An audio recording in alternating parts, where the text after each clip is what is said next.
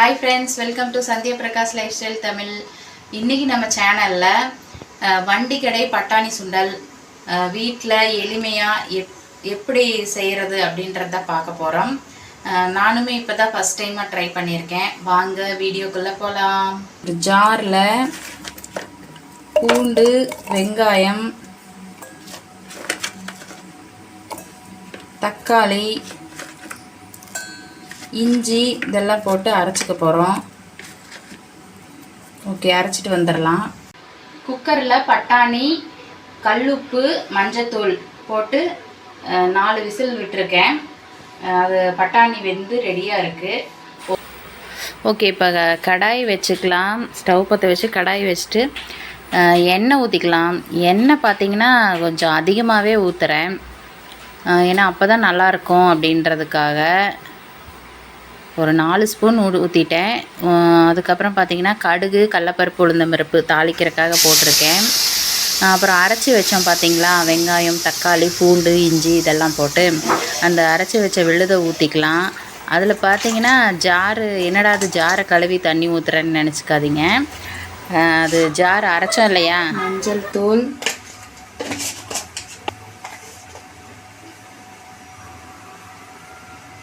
மிளகாத்தூள் கொஞ்சமாக போட்டிருக்கேன். தேவையான அளவு சிக்கன் பொடி போட்டிருக்கேன்.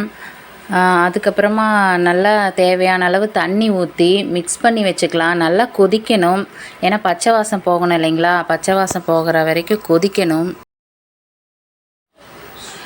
அதுக்கப்புறம் பார்த்திங்கன்னா பட்டாணி இந்த பக்கம் வெந்துருச்சு இல்லைங்களா. இப்போ நல்லா கொதிச்சிருச்சு, பச்சை வாசம் எல்லாம் போயிருச்சு. இப்போ பட்டாணியை அப்படியே அந்த தண்ணியோடையே ஊற்றிக்கலாம். நல்லா மிக்ஸ் பண்ணி விட்டுக்கலாம். அதுவும் எல்லாம் மிக்ஸ் ஆகிற, மசாலாலாம் மிக்ஸ் ஆகிற வரைக்கும் நல்லா கொதிக்கணும். நல்லா கொதித்ததுக்கப்புறமா ஒரு பிளேட்டுக்கு மாற்றிக்கலாம். பாருங்கள், நல்லா பட்டாணியும் நல்லா வெந்து வந்திருக்கு. ரெண்டுமே நல்லா மிக்ஸ் ஆயிடுச்சு. உப்பு இருக்கான்னு பார்த்துட்ருக்கேன், அவ்வளோதான், வேற ஒன்றும் இல்லை.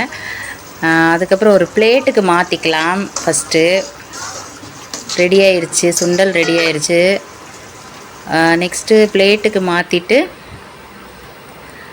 நல்லா சூடாக இருக்குது பாருங்கள். இதில் நம்ம கட் பண்ணி வச்சுருக்க கேரட் போட்டுக்கலாம். ஃபஸ்ட்டு வெங்காயம், பொடியாக நறுக்கி வச்சுருக்க வெங்காயம், அதுக்கப்புறமா கேரட்டு, அதுக்கப்புறம் கொத்தமல்லி தழை, வேணும்னா கடலக்கொட்டை போடலாங்க. ஆனால் நான் கடலக்கொட்டை போடலை, கார்ன் போட்டிருக்கேன் அதுக்கு பதிலாக. சூப்பராக இருந்துச்சு, கார்ன் போட்டு மிக்ஸ் பண்ணும்போது நல்லா இருந்துச்சு. ஓகே, அவ்வளோதாங்க. நான் சிம்பிளாக 3 ஐட்டம் தான் போட்டிருக்கேன். கார்ன் போட்டுட்டு நல்லா மிக்ஸ் பண்ணிக்கலாம். நல்லா சூடாக இருக்குது, பார்க்கவே பாருங்கள் சூப்பராக இருக்குது.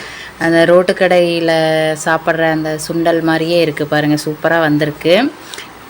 அதுக்கப்புறமா சரி மீதி இருக்கிறதும் மிக்ஸ் பண்ணிக்கலாம் அப்படின்ட்டு மீதி இருக்கிற பட்டாணிலையும் கேரட் போட்டாச்சு.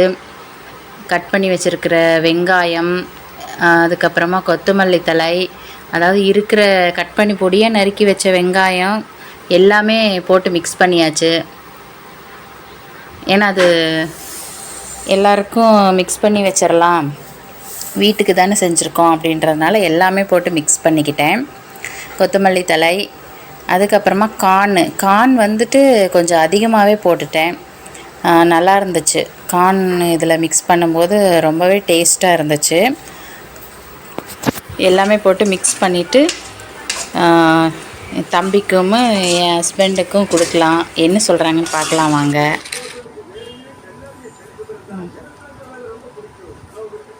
தம்பி நல்லா உட்கார். எப்படி இருக்கு? என்ன, எதனால இந்த ஸ்பெஷல்? ஃபர்ஸ்ட் டைம் ட்ரை பண்ணியிருக்கேன். எப்படி இருக்கு? சூப்பராக இருக்குது. கடையில் சாப்பிட்ற மாதிரியே சூப்பராக இருக்குது. முதல் முறையாக ட்ரை பண்ணதுக்கு செமையாக இருக்குது. ஏன் சோகமாக சொல்கிறாரு அப்படின்னு கேட்டதுக்காக எப்படி சிரிக்கிறார் பாருங்க. சூப்பர். என் மகன் இப்போ